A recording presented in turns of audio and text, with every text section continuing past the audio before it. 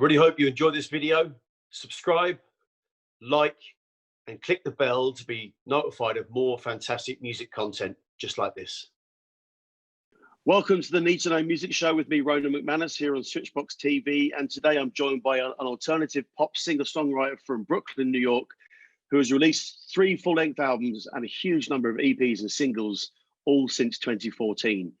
Well-crafted songs, rich rhythmic electronic arrangements, all built around her beautiful and versatile vocals. Please welcome Kelsey Byrne, aka Verité. How you doing? I'm good. That's such a nice early morning intro. I appreciate it. Did you appreciate that? It was good. I think that was quite. I put a lot of time into that. Oh, you crushed it. It's 9 a.m. in New York, and I feel like I've been trying to wake up earlier and earlier. So this is good motivation.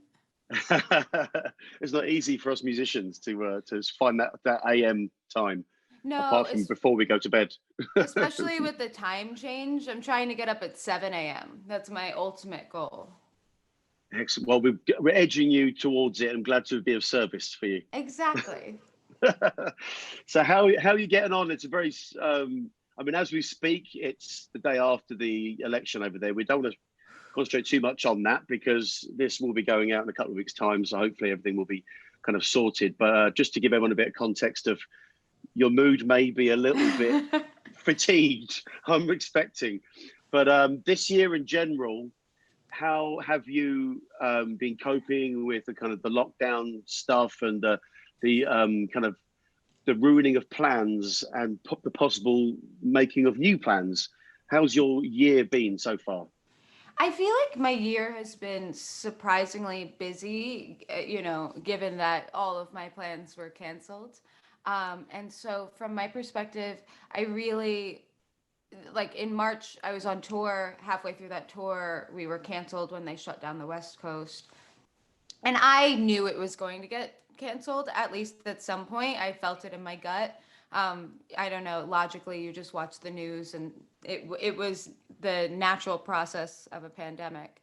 And I think for me, once quarantine happened and lockdown happened, I was very, I knew I was at a crossroads and I was either going to leave this time having done nothing or I was going to leave this time having built myself up, having learned a lot, and having been really productive. And so I really went that route pretty hard early on and almost like worked myself into multiple burnouts.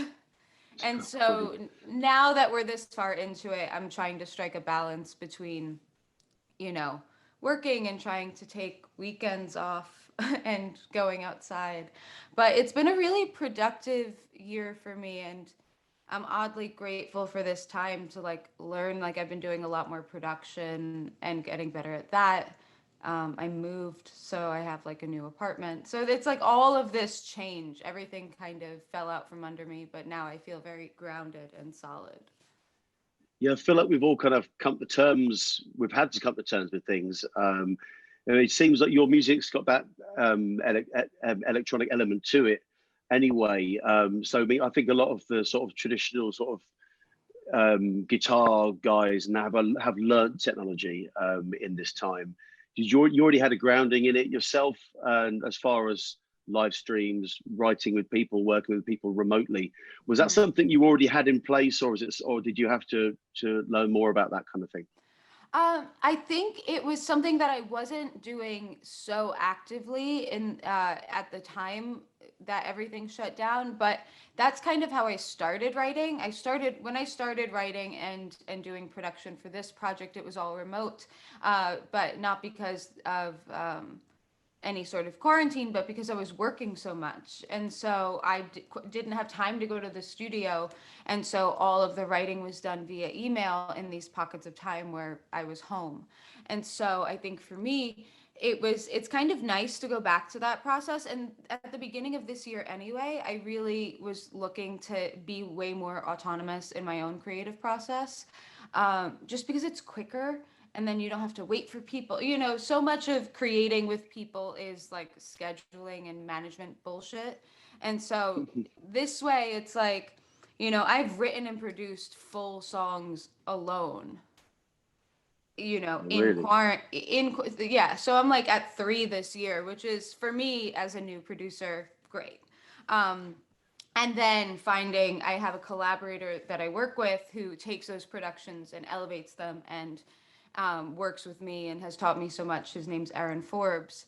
Um, and like I found a really great collaborative partner in him. But it's like I have this freedom on the ground level to fuck around and just, I don't know, be creative. So you've been so that's you, that's your process. You kind of you just what did you work with keyboards and samples and beats and that kind of thing, and then he kind of enhances that and expands it. Is that kind of how it is? That's how it was for Younger Women and I'll Take the Blame on my EP. And those songs were written and produced completely, you know, in quarantine in like April, May. And those songs, yeah, it's for me, it's all piano, synth, and sample, right? Because that's what I have access to. Yeah. I did track all the guitars for I'll Take the Blame. I have like a really old, I need to get new strings, but like hollow body Ibanez that my dad lent me. Um, and so it's like a really bad sounding guitar, but if you run it through enough pedals, it sounds really great. Um, and so it's a process of like experimentation. It's a process of like, you know, me doing something and hitting my ceiling and then bringing it to someone like Aaron and he's like, "Hey, this needs to change."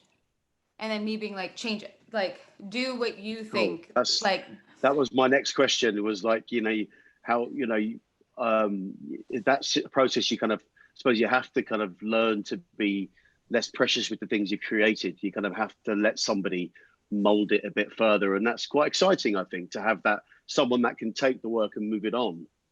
Yeah, I think that's what excites me the most about the creative process in general is that type of collaboration where, cool, I'm going to take this as far as I can, but inevitably you hit a ceiling, you get burnt out on the idea, you hear it too many times, so then you pass it off to someone else with a fresh perspective and you say, well, what do you hear?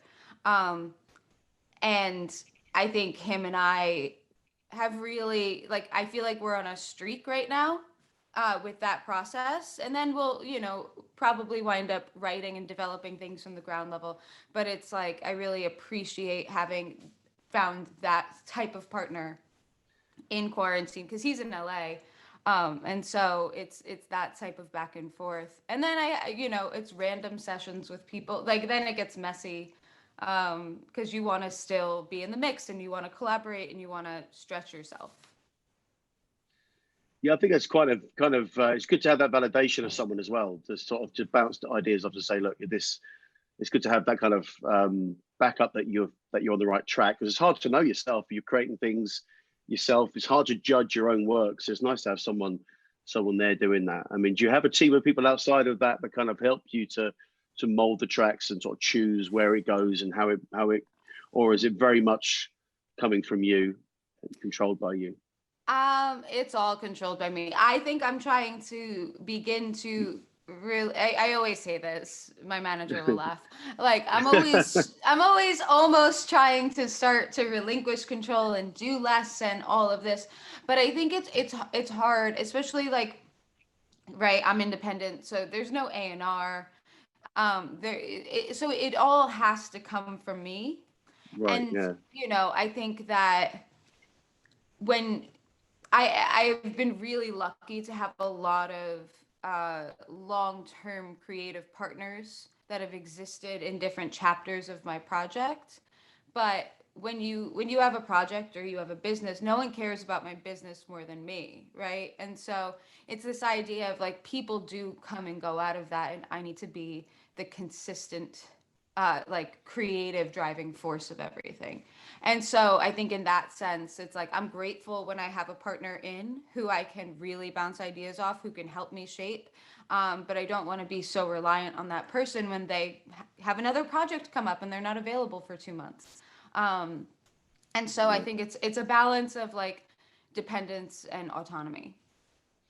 Yeah, I think it's kind of the natural sort of way that artists are now, because there's no, with the fall of the kind of the major labels, or the record labels being less important to the process now. I suppose there's more and more a case of having to do things, necessity, having to do things yourself.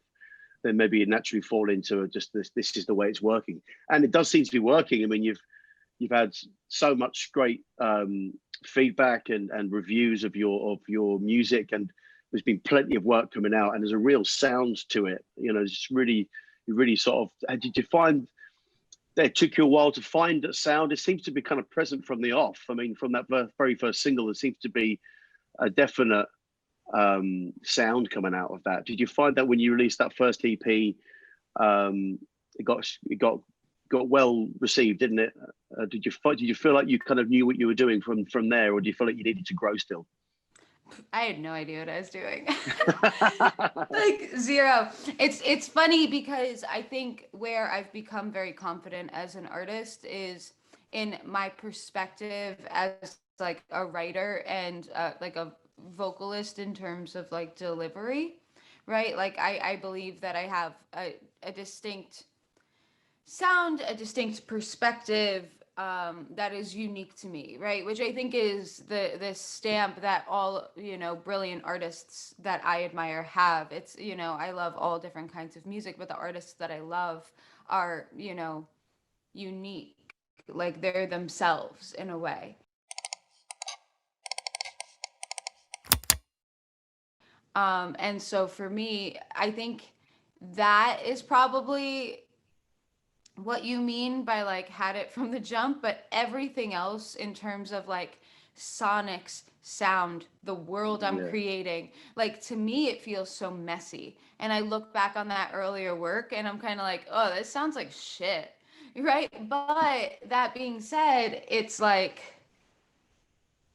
it's all a growth process. I wouldn't be where I am now if I didn't do that. And so you're always doing your best, and then you're stopping the song when you've hit your best at that moment, and then you learn so much and your best gets better. And so like this last EP feels like, oh, I've come into this comfortable place. My album New Skin feels the same, where it's like I understand who I am, and now I can extend and expand from that and experiment with all of different things that are offshoots of that, but that feels like a home to me.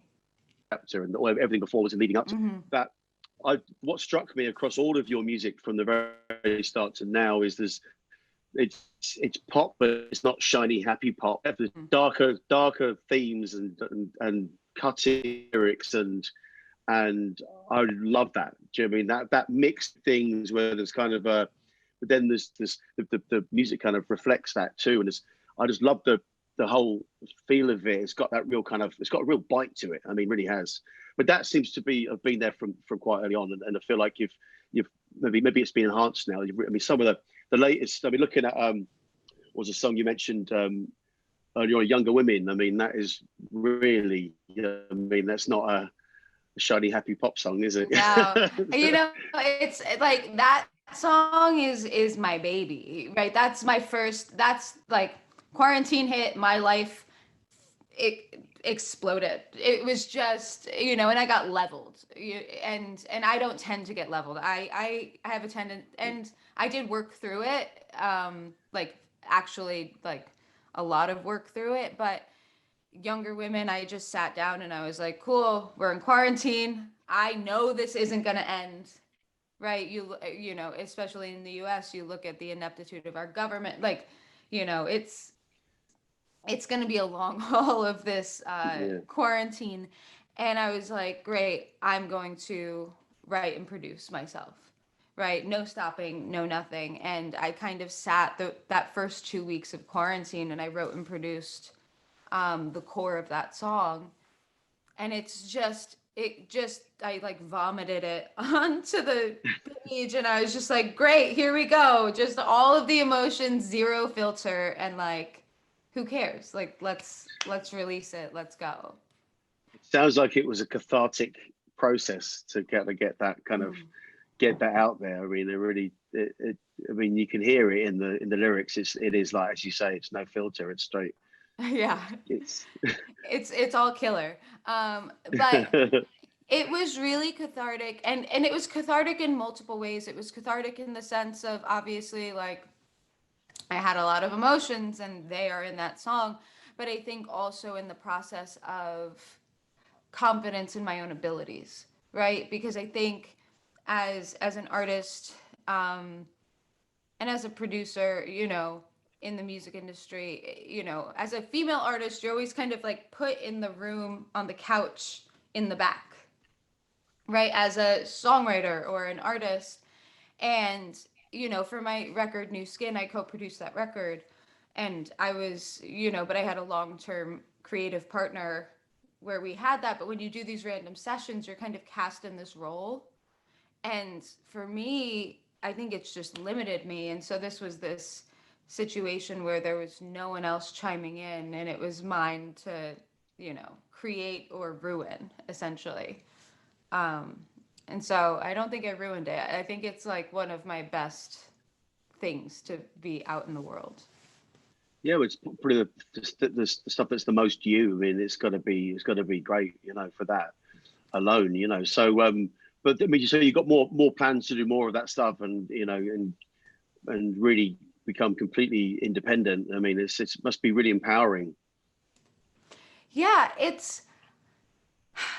I don't I it's funny as an artist, I have a lot of emotions, but what like my logical brain like dominates everything I do constantly. And so for me, I'm like, "Oh, this is very practical."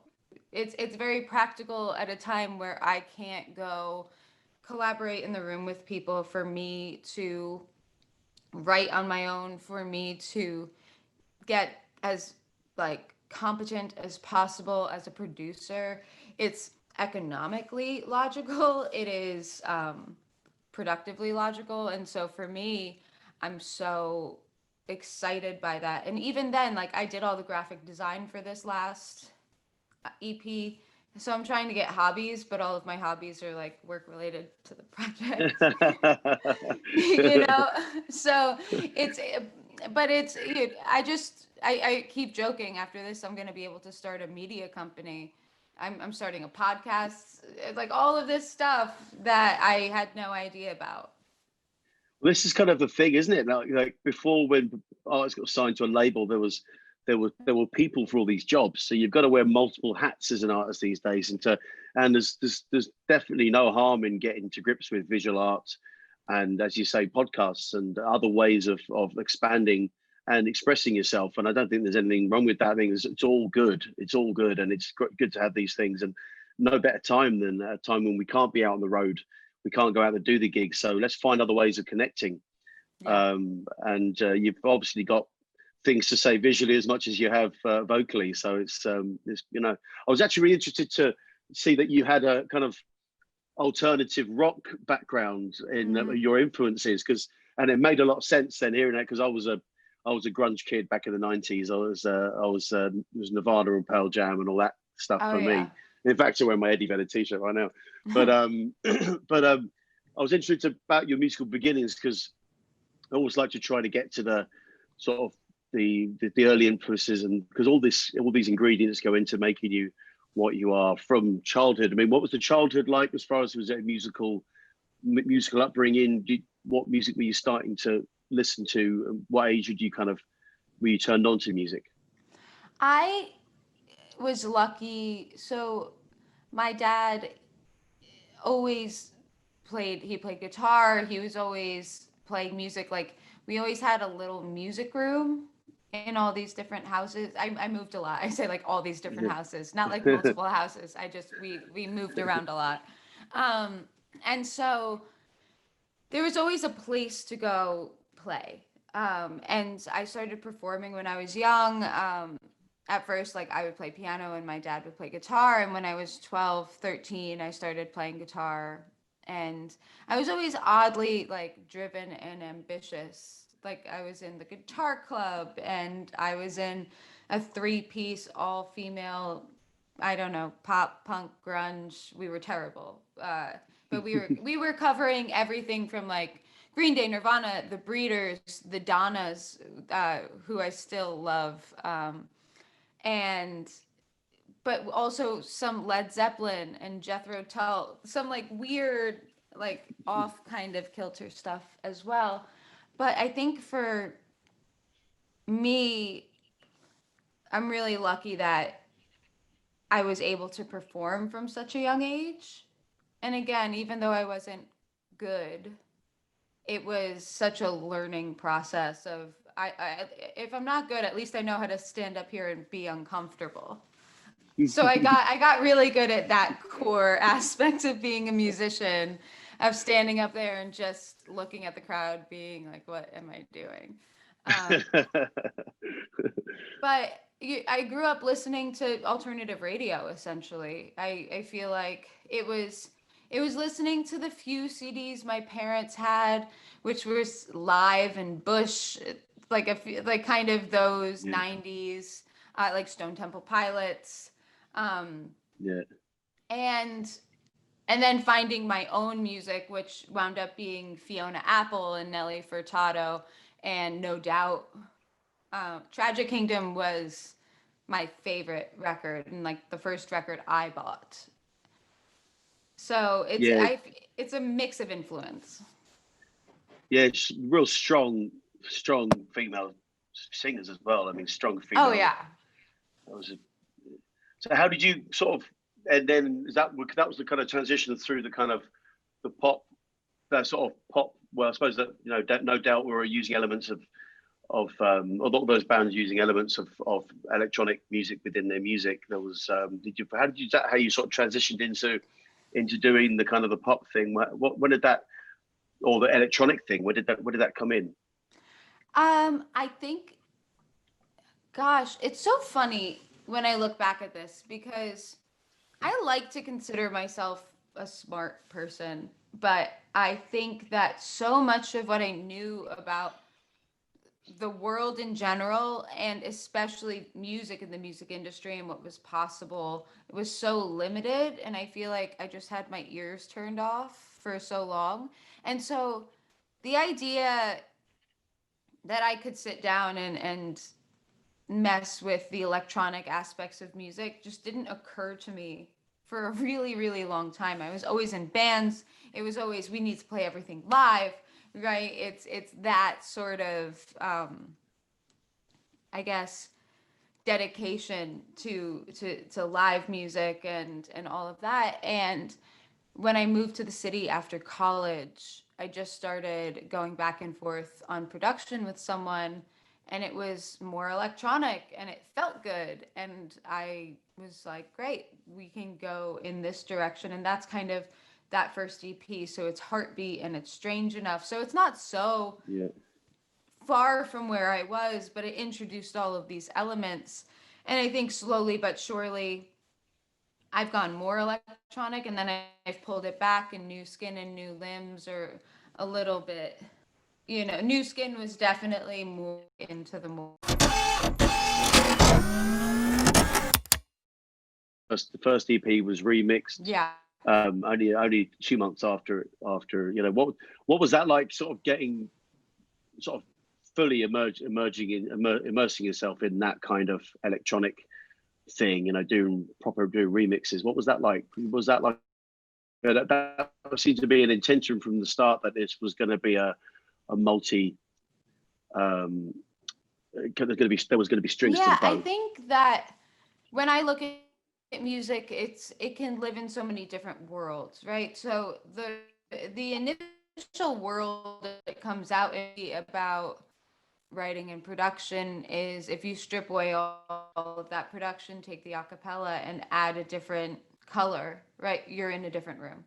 And so for me, I've always loved that. I love alternative versions of songs. I love remixes of songs because it gives you a different interpretation of the emotion of it.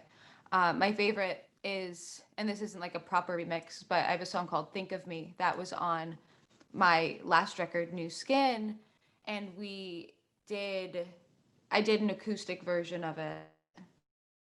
And so Think of Me is very sassy and upbeat and kind of biting and a big fuck you to everyone. And I did the acoustic version and then I did it on Colbert. And I did it with six violins, which we did it in quarantine. So it was one person playing six violins. And it's this fully beautiful, like decadent, orchestrated version of this sassy, biting thing. and it's sad.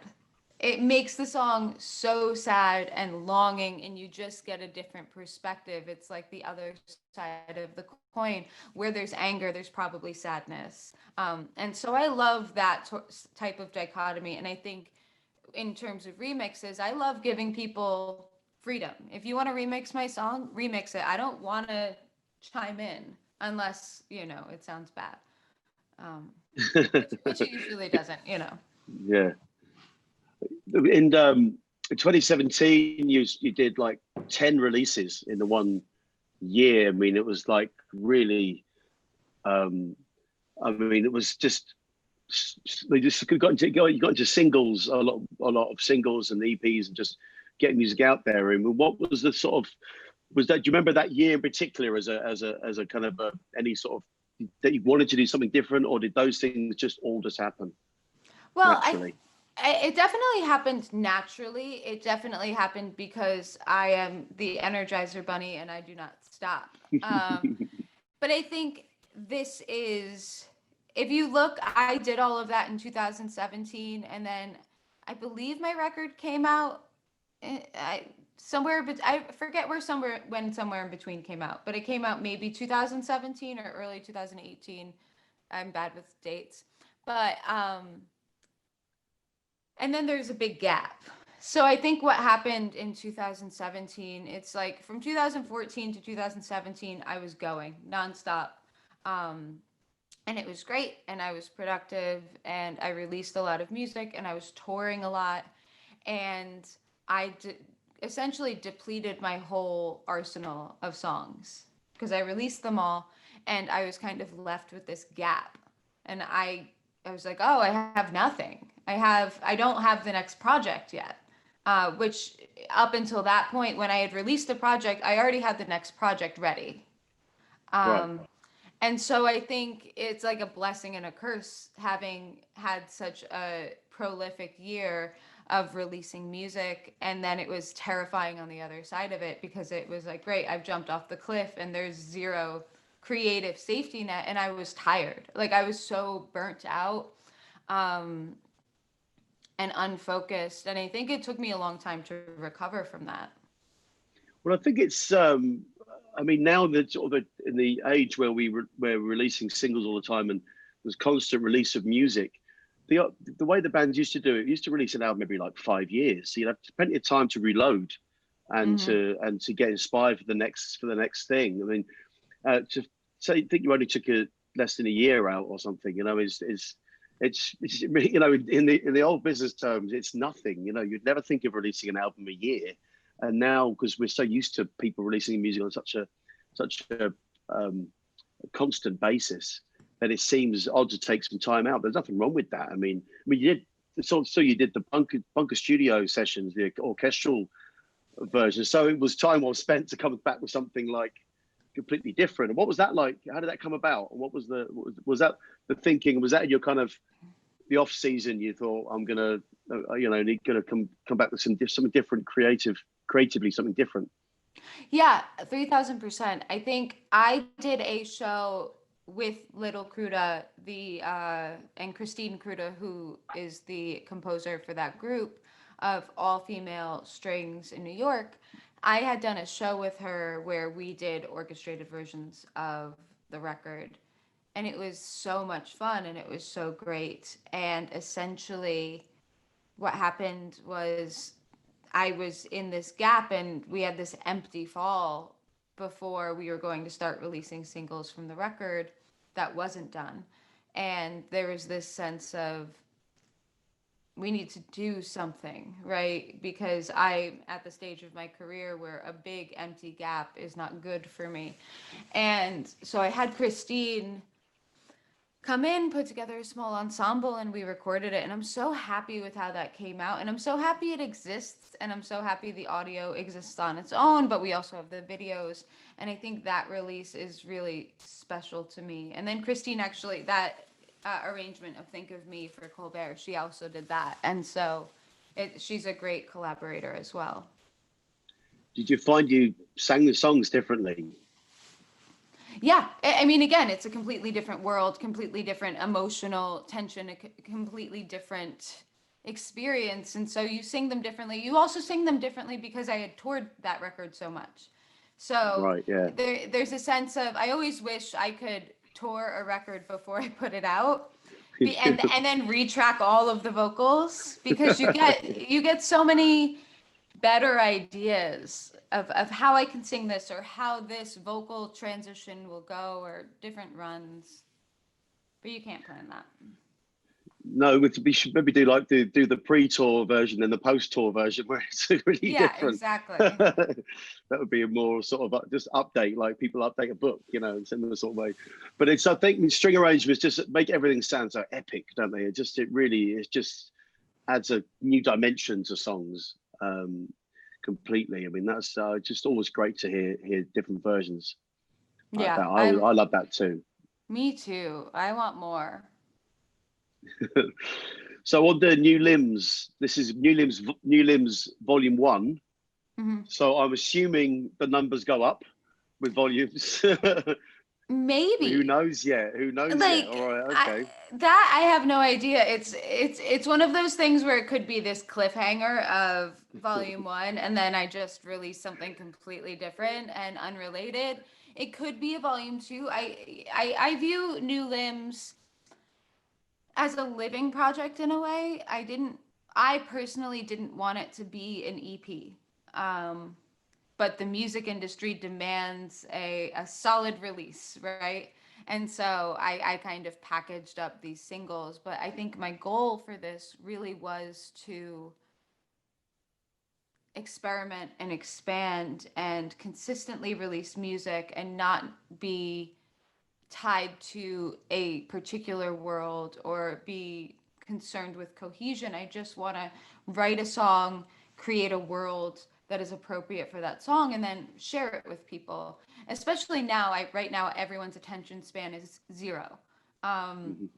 and so I don't want to give people a record right now. I want to give people bites of things that they can enjoy and hold close to them, and then give them something completely different. And so, regardless of what I do next, whether it's volume 2 or whatever, the ethos of of New Limbs volume 1 will be there in the sense of it's going to be a little random.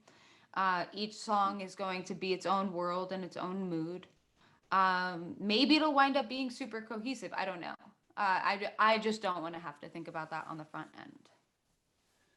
No, this is, I think, in at a time when we're all making just short-term decisions anyway in life. Everything's short-term because of the way the life is now, and obviously because with the lack of touring, lack of live music, that maybe just creating these moments that capture a moment in time is the way that music is going to appear over the next year or so. It's going to be written, recorded, and put out within such a short space of time, and which is kind of what you've done with New Limbs. It's very now. Mm-hmm. It's written now, it's recorded now, and it's released now. Maybe that is the way that it will be, and maybe your view of not making too many rules for yourself is probably a good way to look at it. To sort of just make each decision as those questions come up, just answer them, and in the best way you can. And that's maybe a good way of doing it. But it's exciting because you sort of left the door open for yourself to do whatever you want. Yeah. That freedom's got to feel good to sort of, well, I'll do whatever I want now. Yeah, I think that this becomes the benefit of being independent. And it's one of those things where I've always felt like I am a redheaded stepchild in life, but also I've always felt like the redheaded stepchild of like the music industry. Like I've never fit. I feel like even when I was taking major label meetings, I was walking in saying, I don't care about radio. So how do we do this? And major labels would look at me kind of side-eyed and tell me, well, we don't do that here. And I said, cool. So why am I here? Like, let's go. Um, so this idea of I've definitely forged my own path in this. And where it's landed, I always knew there was a benefit, but sometimes you look around, you look left, you look right, and you realize I'm an underdog. I don't have the same funding as these people, whatever it is, or just assets or reach or network. And then shit hits the fan. And right now, all major labels are tightening. They're not spending any money on anything, right? Unless you're Ariana Grande. Um, or like a proven 100% this is going to succeed. And I'm seeing a lot of people right now struggle with that because they can't move forward and they don't have these like multiple revenue streams coming in, etc. And so for me, I'm sitting and realizing, oh, I've structured my career for this moment. So right now I'm technically a fully free agent. Like I have no contracts tying me to anything for the future, which is terrifying. But it's also brilliant because I can do what I want. I get to make the music that I want and put it out. And I'm in this really privileged position to have built a sustainable business that will support whatever I want to do at this moment. Um, and so I'm really grateful for the luck I've had, but also the work that I've put in, like me and my manager have put in to kind of build things to this point. Would you have any advice for any independent artists coming through about just how to navigate this modern music business? It's so hard because I have A, so much advice, and B, I know nothing. Right? It's that dichotomy of I really know nothing. Um, how you break into the industry now is so different from how you did it, when I was coming up 5 years ago. What I do think hasn't changed is if you need to work harder than everybody else, and you need to, in my opinion, self fund. And if you can self fund and just start, like the most people's problem is they can't even start because they don't have the money, they don't have the resources. And I didn't have the money and I didn't have the resources, but I knew how to work. And I knew how to work in the sense of I knew how to work on music, and I knew how to push forward in that, even though in the beginning it was really messy. But I also knew how to wait tables, and I knew how to make money.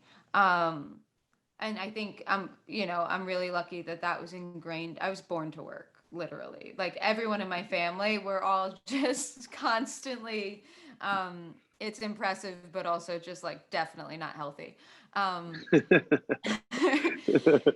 but I think that if you're an independent artist and you want to start, you need to start, and you don't need anyone to start. If you need to learn something, learn it. If you need to buy something, buy it. Make the money to buy it, and own your masters. And I think that is. I think so many people give away so much ownership for so little in the beginning on a promise. And I was really lucky that when I was 18, I signed a bad record deal to like a pretty sham record label. Like it wasn't an actual record deal. It was some like dude in a house in New Jersey. Um, Classic. Um, but I was really, really lucky that I did that because it taught me to trust no one. And so I trusted no one for a long time, and I think it helped me because I didn't sign some of these bad contracts that people get into. And so know what you're signing as well, and know what you're giving away for how much you're getting, and recognize that, you know, streaming pays, and all of the, and publishing pays, and you want to be in a position of power when you win. And it's just kind of waiting it out and being patient. Excellent. Well, I just wanted to sort of say how much I've been enjoying listening to your voice. It's just even in the more vulnerable moments, it's still got a real edge to it, and I just love Thank the you. emotion, the range of emotions that you get, and I love that sometimes there's like almost no backing. There's at times it's really sparse, and it just survives on that. And I think that's a real a good pointer for people as well, is to trust the weight of your own, of what the core of what it is you do, and that your voice is such a core of what you do, and you build everything around that. And I love that. It totally connects. And I just wanted to say that. Thank you. There's no question there. I just wanted to give you a compliment, because it's something that I really loved about your music. Thank you. I appreciate it. I think that has become the thing that I'm most attached to, is and that I hope comes through, and kind of even moving forward into these other projects, I feel the confidence to experiment, because hopefully the weight of the core of the project is so established. So it's nice that you see that. I appreciate it. Excellent. Okay, gonna 2 more questions left for you. Yes. And this is at a time when there isn't any live gigs. This is fantasy dream gig time. There is a lineup. You are first on the bill, and there's a next, and then there's a headline. And it can be alive or dead, of any time period, a complete freedom. So you're first on. We need who's coming on after you, and then who's headlining. Me, then the Cranberries. Just, that would be so cool. That would be great. Do I have to pick one headliner? Well, I'll give you both my options, right? There's part of me that wants like Radiohead as the full headliner, but only playing the entirety of In Rainbows.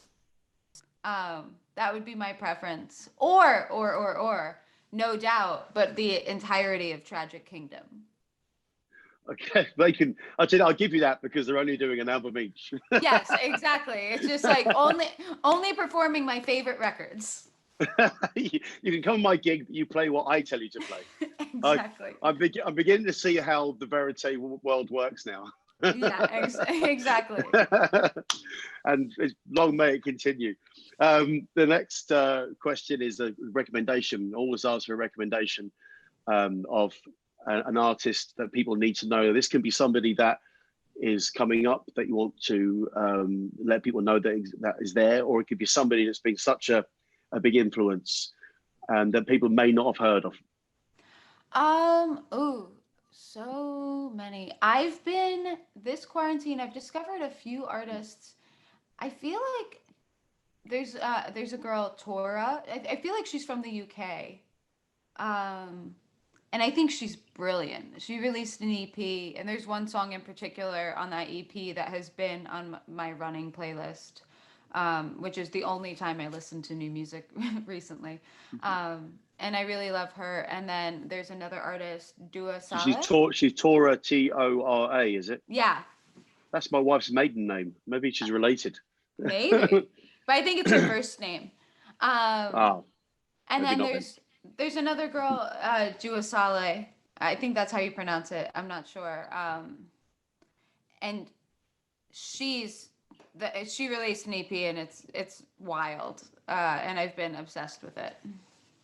Okay, we'll put links to those in the description so people can check them out, and also links to all your stuff. Where's the best place for people to keep up with what you're up to? Any social media. I'm pretty active on all of them, especially in the days of COVID. So at Verité on like Instagram, Twitter, and then Spotify, Apple Music. I'm like, anywhere you want to listen to music, I'm there. Excellent. Listen, thank you so much for joining us. It's been an absolute pleasure talking to you, and I've been really enjoying your music, and just keep making music. I look forward to volumes 2, 3, 4, and 5 of the New Limbs. No, right. I appreciate it. All right, take care and stay safe. Thank you. And we'll hopefully see you on the other side of all this pandemic. One day. All right, have a good one. Right. Cheers now. Bye-bye. Bye. Bye-bye.